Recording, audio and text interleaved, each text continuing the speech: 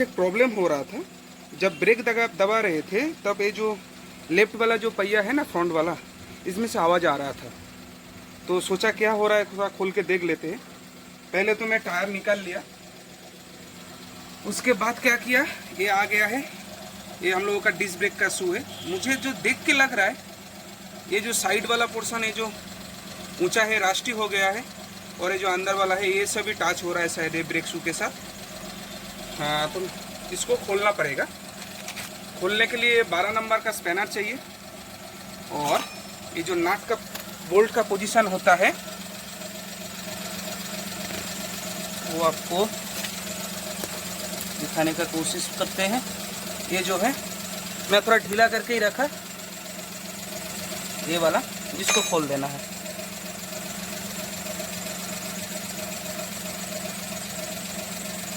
बस इसी को खोलना है, ऊपर वाला को नहीं खोलना है। देखिए ये बोल्ट निकल के आ गया। इसको खोलने के बाद ये वाला जो पोर्शन है इसको ऐसे हाथ से ऊपर उठाना पड़ेगा,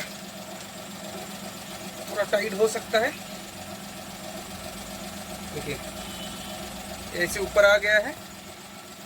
अभी इसके बाद ये पैड निकाल के देखेंगे क्या हालत है। अभी और एक चीज़ आप लोगों को दिखा रहा हूँ। देख रहे ये सब जगह, ये जो रास्टी जो जगह है उसी में आपका डिस्क ब्रेक मेरा घिस रहा है, और ये सब देखने से भी मालूम चल रहा है डिस्क बराबर से नहीं घिसा है, ये उल्टा सीधा घिस रहा है। मतलब हमको तो लग रहा है इसी से आवाज़ आ रहा है। तो डिस्क ब्रेक को निकालते हैं। कुछ नहीं है, इसको निकालने के लिए बस हाथ से खींच देना है। इसको भी इधर से भी वही सेम है, निकल गया। अभी देखिए मेरा गाड़ी स्टार्ट है, ये फॉल्स घूमता रहेगा, इसको लेके कुछ टेंशन नहीं है, सोचने वाला कुछ नहीं है। ये ऐसा घूमता रहेगा ऑटोमेटिकली। अगर आप ज़्यादा रेस दीजिएगा तो ज़्यादा स्पीड में घूमेगा।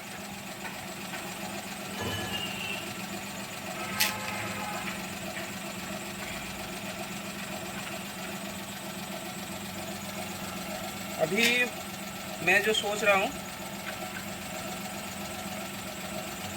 इस ग्राइंडिंग का और इस पेपर का मदद से ये जो रास्टी एरिया है इसको साफ करेंगे। ये ऐसे घूमेगा तो मेरे लिए अच्छा होगा।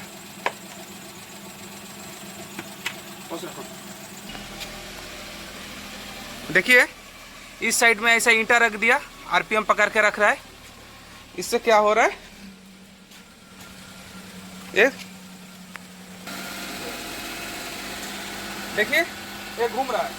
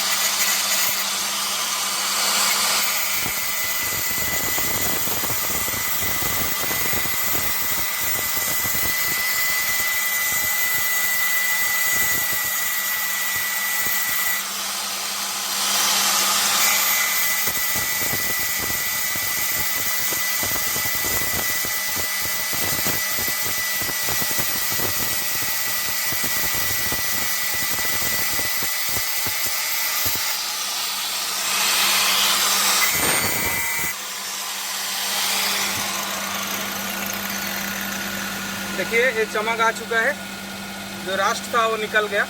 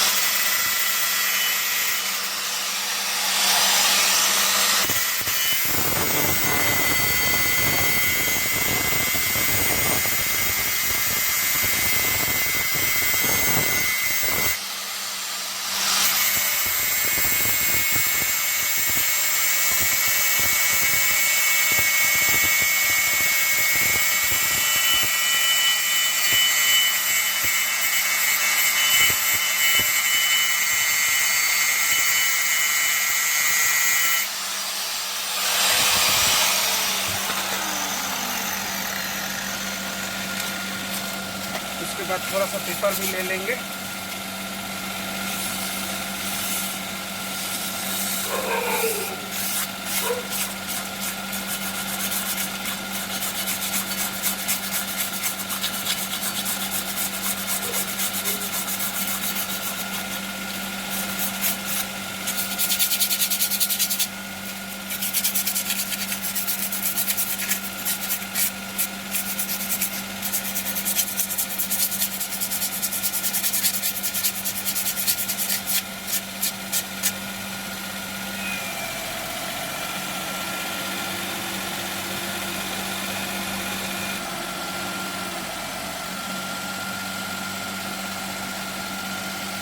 अभी अंदर वाला हिस्सा भी घिसना पड़ेगा।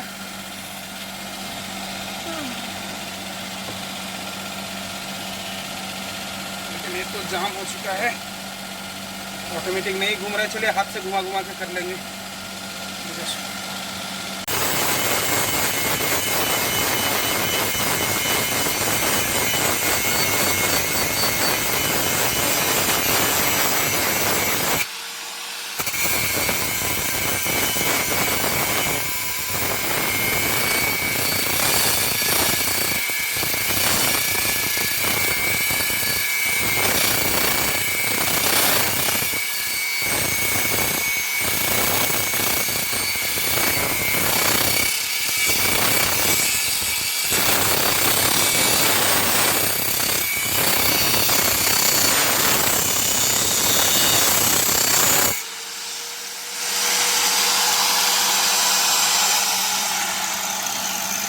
ये चमक आ चुका है, अभी इसको फिट करने वाले हैं।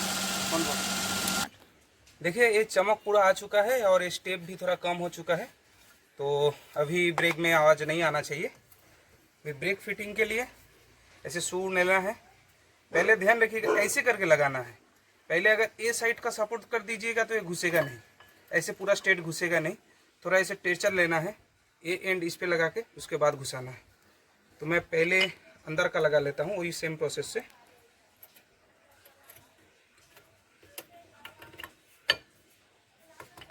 उसके बाद इसको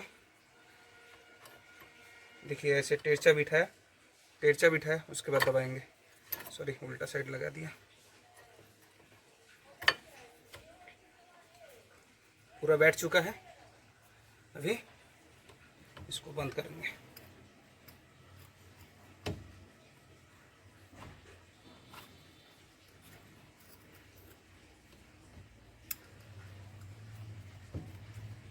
ये अगर बिठाने के टाइम थोड़ा टाइट हो रहा है तो इसको, ये जो अंदर वाला ये सिलेंडर है, ये मेन सिलेंडर है, ब्रेक दबाने से बाहर आता है। इसको थोड़ा कुछ चीज़ से दबा देना है अगर दिक्कत होता है तो।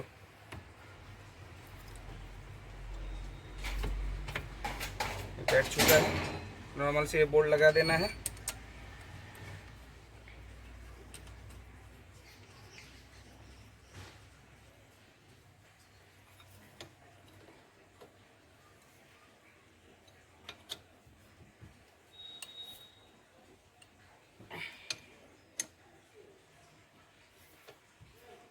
टाइट कर दिया, हो गया। ठीक है। स्टार्ट करने के बाद कुछ 2-3 बार ब्रेक का पेडल प्रेस करना है, तो क्या होगा, ये एडजस्ट हो जाएगा ऑटोमेटिकली।